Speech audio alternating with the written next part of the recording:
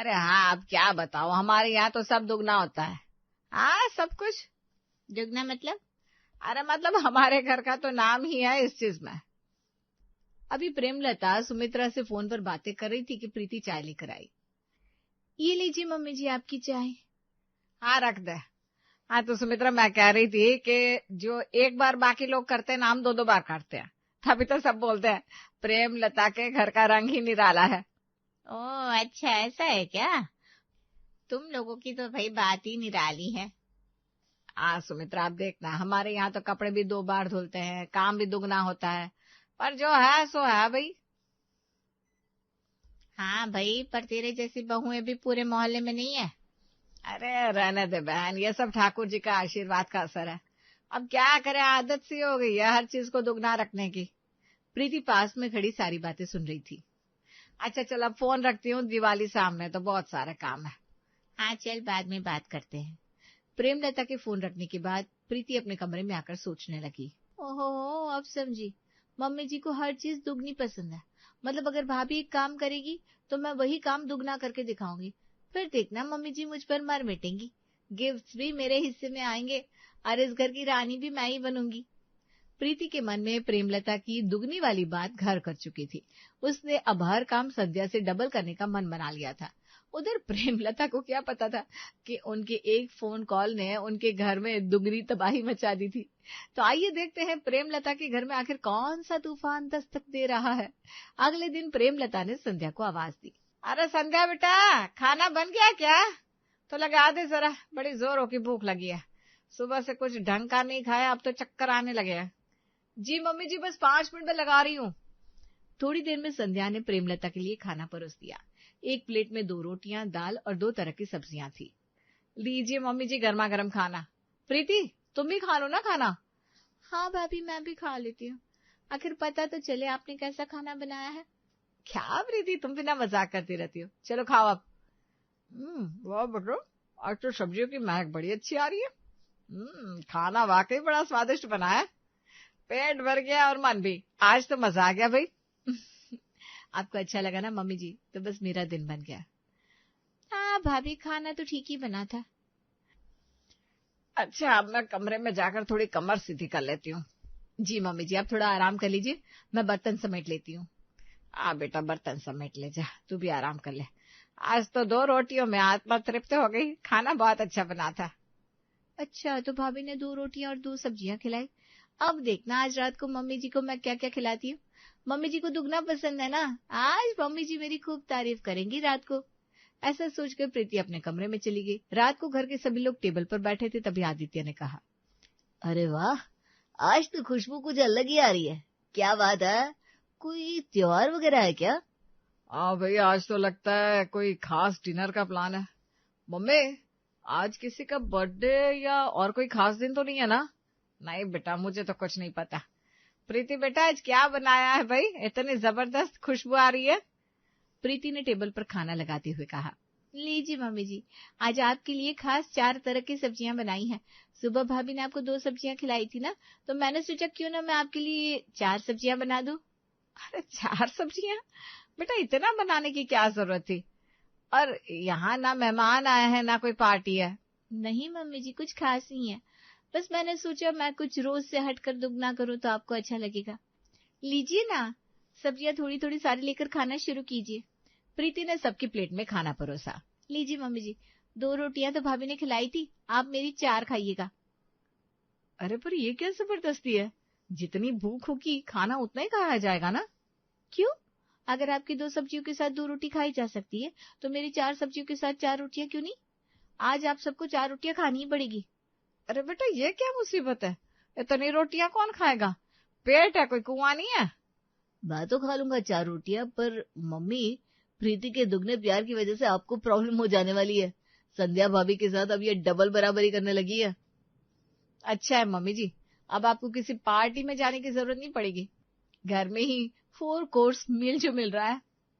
हे भगवान, दोपहर की 2 रोटियों में तो चैन था, अब 4 खाऊंगी तो गैस ही बन जाएगी। प्रीति जिद पर अड़ी थी। जैसे ही प्रेमलता ने 2 रोटियां खत्म की, उसने फटाफट और 2 प्लेट में रख दी। लीजिए मम्मी जी, आपकी और 2 रोटियां। आपने भाभी की 2 खाई थी ना, तो आज आपको 4 खानी ही पड़ेगी। अरे भगवान बचाओ इस बहू से, पता नहीं इसके दिमाग में कैसी सनक सवार हो गई है। मम्मी जी, आज तो ये आपको 4 रोटियां खिलाए बिना यहाँ से नहीं जाने देने वाली, खानी तो आपको पड़ेगी।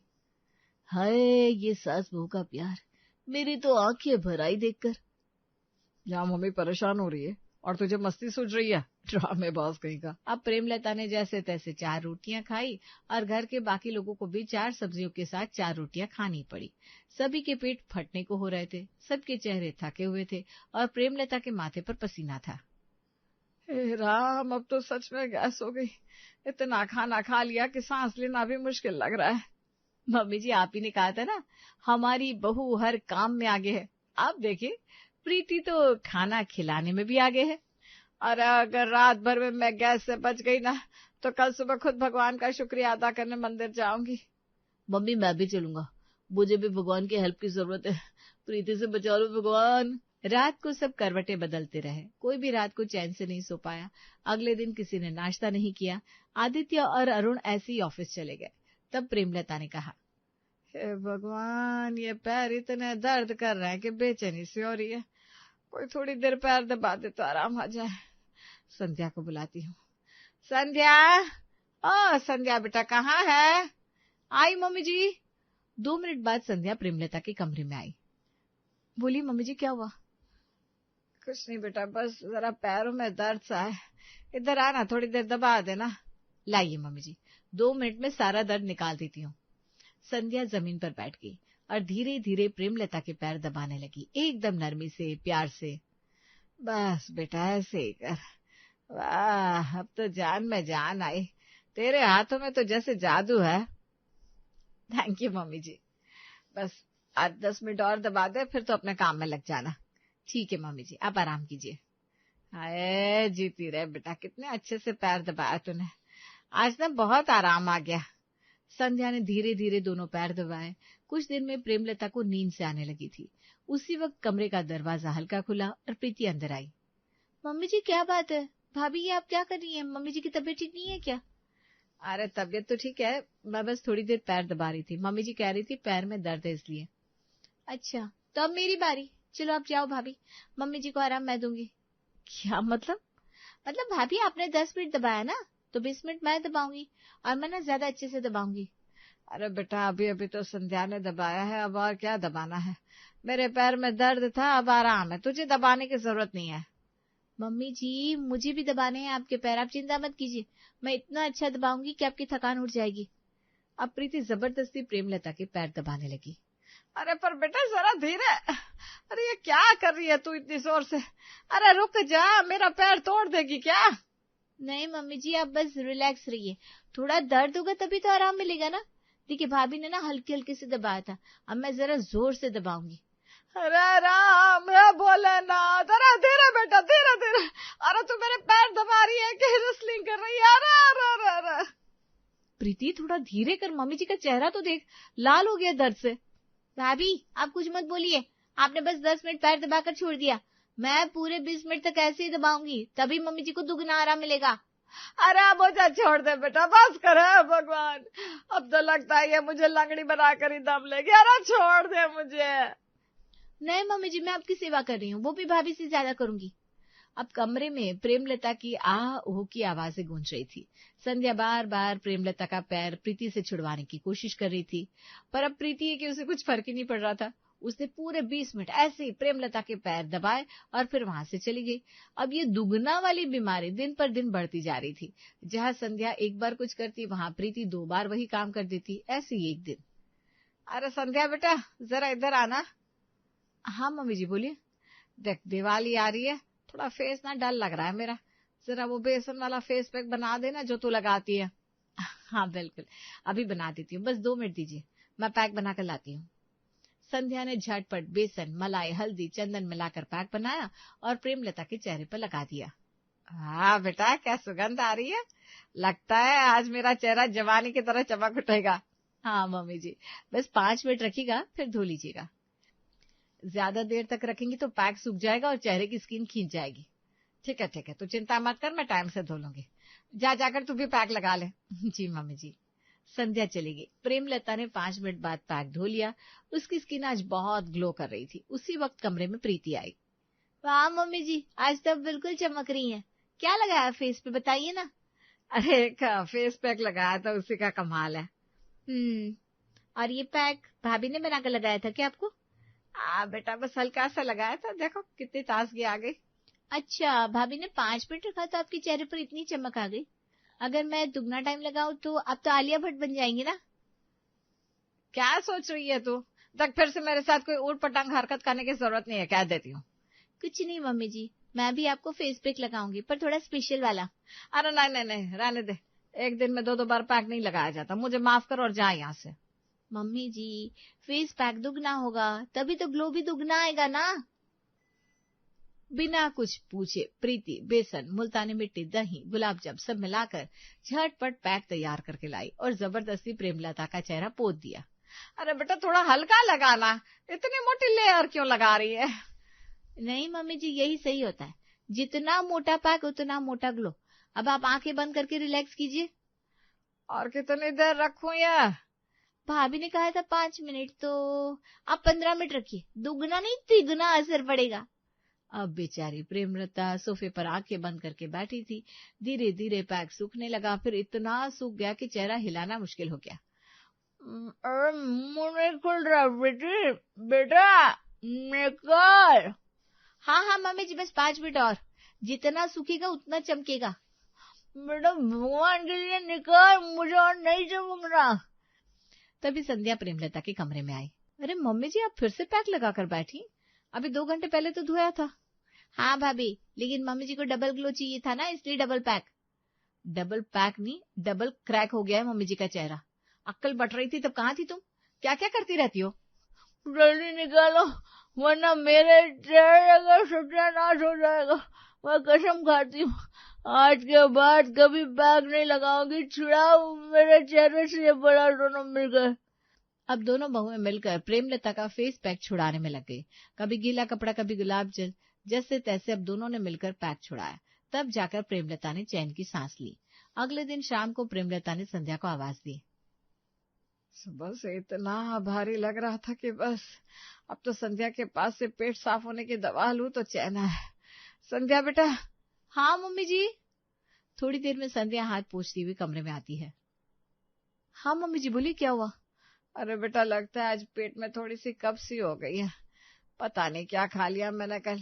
जरा कोई दवाई दे देना जो सुबह तक पेट बिल्कुल साफ कर दे। ओहो मम्मी जी, ये तो बहुत छोटी सी बात है। मेरे पास ना बहुत बढ़िया दवाई है। 2 गोली ही काफी है। सुबह तक बिल्कुल पेट साफ हो जाएगा और आपको हल्का भी लगेगा। संध्या ने अलमारी खोली, एक छोटी शीशी निकाली और 2 गोलियां निकालकर प्रेमलता की हथेली पर रख दी।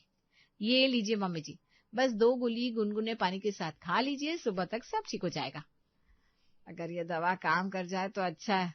अब तो तू ही मेरी डॉक्टर है। इतने में प्रीति कमरे में आई। वो सारी बातें सुन चुकी थी। उसने मन में कहा, अच्छा तो भाभी ने मम्मी को 2 गोलियां दी। मतलब अगर 2 से पेट साफ होता है तो 4 से तो पेट की सारी प्रॉब्लम ही खत्म हो जाएगी और मम्मी जी मुझसे खुश भी हो जाएंगी। वाह प्रीति, तूने तो कमाल कर दिया। संध्या दवाई देकर चली गई। तब प्रीति धीरे धीरे कमरे में आई और बोली, क्या बात है मम्मी जी, तबीयत खराब है क्या? बेटा बस थोड़ा पेट भारी है। संध्या ने दवाई दी है, अब शायद आराम मिल जाए। 2 गोलियां तो है, खानी है। सिर्फ 2 गोलियां? मम्मी जी 2 से क्या होगा? आजकल तो सब चीजें डबल करनी पड़ती है, तभी तो असर होता है। क्या मतलब है तेरा? तू प्रीति जा यहाँ से प्लीज। मतलब अगर 2 गोली कब्ज ठीक करती है तो 4 गोली तो पेट का सिस्टम एकदम परफेक्ट कर देगी। लीजिए मम्मी जी, मैं 4 गोली और निकाल देती हूँ ताकि आपको दुगना आराम मिले। अरे पागल औरत, भगवान के लिए निकल यहाँ से। संध्या ने कहा 2 काफी है, ज्यादा खाऊंगी तो कहीं उल्टा असर हो जाएगा। मम्मी जी, मैं भाभी से ज्यादा समझदार हूँ। भाभी 2 चीज में विश्वास रखती हैं, मैं दुगना असर में। लीजिए 4 गोलियां खाइए, फिर देखिएगा सुबह ऐसा फ्रेश महसूस होगा कि आप खुश हो जाएंगी। अरे सुन तो सही, तेरे मन में कुछ। लेकिन प्रेमलता के कुछ कहने से पहले ही प्रीति ने 4 गोलियां उठाकर पानी के साथ उनके मुंह में डाल दी। लीजिए मम्मी जी, बस हो गया। अब आराम से सो जाइए मम्मी जी, सुबह तक पेट का सारा बोझ उतर जाएगा। मैं जाती हूँ, बहुत काम पड़े हैं। भगवान, ये किस पागल को मेरे घर भेज दिया। मैंने क्या बिगाड़ा था तेरा? अब तो जो होगा देखा जाएगा। कहीं ऐसा ना हो कि सुबह पेट साफ होते होते मैं ही साफ हो जाऊं। प्रीति मुस्कुराते हुए कमरे से बाहर चली गई और प्रेमलता सिर पकड़कर पलंग पर लेट गई। हे राम, अब तो डबल खतरा है। ये बहू मुझे एक दिन में सीधा स्वर्ग भेज देगी। अगले दिन प्रेमलता सुबह 5 बजे से बाथरूम के चक्कर लगा रही थी। प्रेमलता को देखकर सभी परेशान थे। अरे यार, सुबह 5 बजे से लेकर अब तक मम्मी 5 बार जा चुकी है, चल क्या रहा है? और मैं भी देख रहा हूँ, ये मम्मी को अचानक इतने दस्त कैसे लग गए? रात को तो उन्होंने खाना भी हल्का खाया था। तभी प्रेमलता बाथरूम से परेशान से निकली। हे राम, ये कौन सी आफत मेरे ऊपर टूटी है? रात को लगा था सब ठीक हो जाएगा, पर अब तो जान ही निकल रही है। 6 बार हो चुका है और 7वीं बार जाने का भी मन कर रहा है। मम्मी जी, अब ठीक तो है ना? मैंने तो 2 ही गोली दी थी, आपने उससे ज्यादा तो नहीं खा ली? अरे मुझसे क्या पूछ रही है? अपनी वो सन की बेवकूफ देवरानी से पूछ, जिसने मुझे 4 गोलियां और ठूस दी। कह रही थी मम्मी जी अच्छा असर होगा, अब असर नहीं हो रहा, कहर बरपा हुआ है। इतना सुनते ही सबकी नजर प्रीति की ओर दिखने लगी। क्या क्या वो मम्मी जी, आपका कब्ज ठीक हो गया ना? अरे कब्ज तो क्या, अगर ऐसे ही मैं बाथरूम जाती रही ना तो मैं बचूंगी ही नहीं। बता, तूने 4 गोली क्यों खिलाई? मम्मी जी, आपने खुद कहा था उस दिन फोन पर कि आपके यहाँ सब कुछ दुगना होता है, तो मैंने सोचा दवाई भी दुगनी होनी चाहिए ताकि असर भी दुगना हो जाए। हे भगवान, ये लड़की तो सच में एंटीक पीस है। अरे कभी खुद की अकल का भी इस्तेमाल कर लिया कर। अरे मैंने कहा था दुगना, तो इसका मतलब ये नहीं था कि जान ले लेगी तू मेरी। अभी तक 10 बार बाथरूम जा चुकी हूँ, अब तो उठने की भी हिम्मत नहीं हो रही। मम्मी आप बैठो, मैं आपके लिए दस्त बंद होने की दवाई लाता हूँ। प्रीति, ये तमाशा बंद करो, देखो तुम्हारी वजह से मम्मी की क्या हालत हो गई है। तू मुझे साफ साफ बता दे, तेरे दिमाग में आखिर चल क्या रहा है? कभी 4 सब्जियां, कभी 4 रोटियां, कभी 20 मिनट पैर दबाना, और अब 4 दवाई। कहीं तुम मुझे डबल डोज देकर ऊपर तो नहीं भेजना चाहती ना? मम्मी जी, आपने तो मुझे गलत समझ लिया।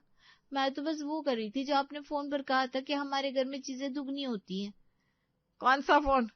वही, जब आप सुमित्रा आंटी से बात कर रही थी ना, आप बोल रही थी हमारे घर में सब कुछ दुगना होता है। बस तभी से मैंने ठान लिया था कि मैं हर काम दुगना करके दिखाऊंगी ताकि आपको मुझसे ज्यादा प्यार हो। अरे मूर्ख लड़की, वो तो मैं तो दिवाली की सफाई की बात कर रही थी। दुगना खर्चा दुगना कचरा वाली बात कर रही थी फोन पर। तूने तो पूरे घर में बवाल मचा दिया। तो मुझे कैसे पता चलता कि आप कचरे की बात कर रही थी? आपने तो ऐसे बोला जैसे घर में सब कुछ डबल होना जरूरी है। हाय राम, अरे पागल, मैं अपनी सहेली से बात कर रही थी तो तू क्यों कान लगाकर आधी अधूरी बातें सुन रही थी? अब तो मुझे इस घर में शांति चाहिए, और आइंदा प्रीति अगर तूने कुछ भी मेरे साथ डबल करने की कोशिश की ना तो मैं तुझे मायके भेज दूंगी। मम्मी जी, अब कभी आपकी बातें नहीं सुनूंगी और दुगना तो बिल्कुल नहीं करूंगी। और इस तरह आखिरकार प्रीति के सर पर जो संध्या से दुगना करने का बहुत शौक था ना, वो उतर चुका था।